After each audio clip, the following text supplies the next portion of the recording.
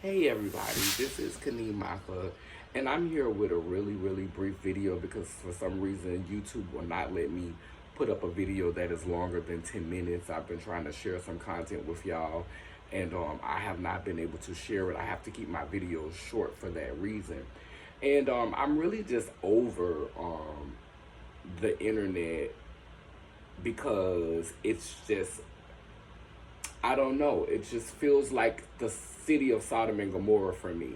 And when I say Sodom and Gomorrah, I'm not talking about perversion. I'm not talking about gay. I'm talking about in the sense of Sodom and Gomorrah was corrupt. Sodom and Gomorrah was a place where the people had lost their way. And I feel like that about the internet. I feel like the internet has become so much about the hustle, so much about getting people to follow you that a lot of us have lost, our integrity. We've lost our moral compass. And so to that end, I don't think that the internet will be a permanent fixture in society. I think that to their benefit, once the powers that be or those who are in power, get what they need out of this season, they will be able to justify terminating the internet. In the past they call it, the age of enlightenment and the dark ages. And I don't think that being in the dark ages, and I hate the use of the word dark, but y'all understand what I'm saying. Because I'm dark skinned, so of course I struggle with that. But the dark ages, you can't really see in the dark unless you're nocturnal. So darkness implying that we will return to a season where we're less aware, where we don't know as much or have access to much. And I don't think that will be an extremely horrible thing because overall, I don't see where knowing so much to some degree has truly been helpful to us overall, because a lot of what we're taking on, we don't know. It's the internet is so saturated with so many different points of view. We don't know what's real and what's false. Everybody got an opinion, and an opinion is like a behind. Everybody got one. What we have to realize is that perfection, it has to be agreed upon unanimously by all parties who are having a conversation about perfection. If everyone does not agree, then it's not perfection. That perfection, in my opinion, is a unanimous concept. So if all of us are not agreeing that this is perfection, then this is not perfection. Like I said, I feel like the internet is not going to be here forever. I feel like I've invested a lot into the internet. I still want to share music, some stories, but I definitely do not see myself sharing as much in the future. They deleted my Instagram account recently, and I was really upset about that at first. Like, I was really just extremely frustrated about losing my Instagram account because I felt like my content validated my existence and who I was. And that just goes to show you the impact that society can have, making you think that, literally by them erasing the things that I've shared on the internet, that they're somehow erasing me, a being who is connected to beings and entities who have been here since before time began, since before we had a concept of time. I'm connected to that, and like I was telling my cousin earlier today, I feel like we choose to separate ourselves from those larger entities that we have found solace and sanctuary in because we want to experience something different. For example, um, gay people who are breaking away from the church, because the church as a whole was a bigger, stronger entity, and it was able to, be somewhat of a oasis and a sanctuary for black people. But gay people, a lot of them, some of them are still there going through it with the church, but a lot of them broke away so that they could experience something different, knowing the potential fallout that could come behind that. And the same way with women who, dare to venture out on their own and create a family life for themselves and create a home for themselves without a man being at the forefront.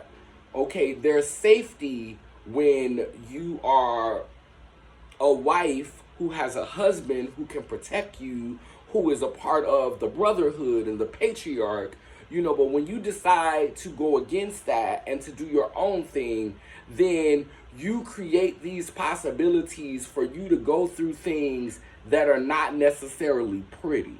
And so these are just a few examples from my own backyard that I could talk about right offhand, but I'm sure other people could give examples of how we as beings separate ourselves from the herd. And if you think about the story of the Lion King, you know that when a lion attacks its prey, it has to first separate them from the herd so that it can be vulnerable. Because if that herd is moving together, king of the jungle or not, he, she, it will be stampeded by the herd.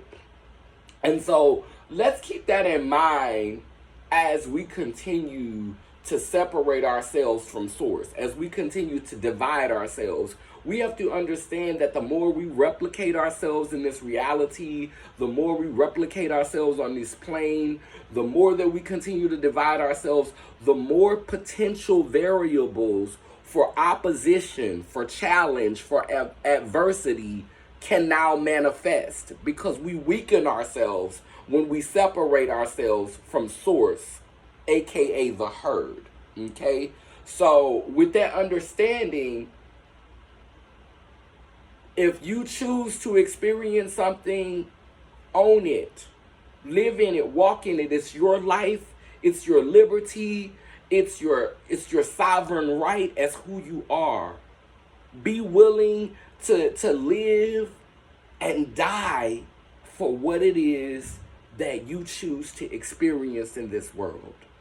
And if you are authentic about that, and if you are genuine about the things that you pursue and the things that you want, then don't worry about what nobody else has to say.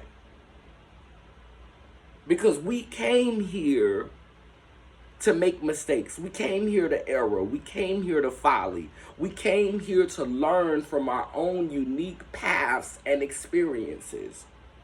That's what life is about. And I can see, so much growth in myself in learning that we don't free anyone. You can't free anyone. Moses didn't free anyone. Harriet Tubman didn't free anyone.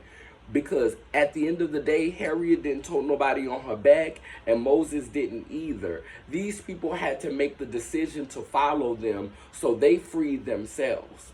I can remember at one time I thought red was evil, and I didn't want to have any associated with it. The only time I would wear the color red is when I was full or high and I was in, my alter ego was present. But today, I celebrate red for the passion that it ignites, for the fire that's associated with it, and that just shows my growth, because that's a part of my wholeness. That's a part of who I am. I used to have dreams all the time that I was running from this dark or this evil or this wicked entity. And later on in my life, I realized that thing I was running from was also me. When we think about in the Bible how God and Satan would have conversations about how to deal with the people, we understand that good and evil are two parts of the same mind. And iron sharpens iron. They challenge each other. They check each other. They balance each other. You know, so I see the necessity for all things, you know. And I don't judge people who don't see the necessity. I'm not going to say I don't judge you, because I do judge you. But I don't condemn you. I don't condemn you. So I don't want to make this video too lengthy. I just wanted to come on here and say really briefly, I'm in a different phase in my life. I'm in a different phase in consciousness. I'm thankful for the level of awareness that I have and just the understanding. And everything that I said, I stand by it. You know, I mean it. I could have said some of it differently, but again, I meant it. And it was just where I was at the time. Thank you for watching this video.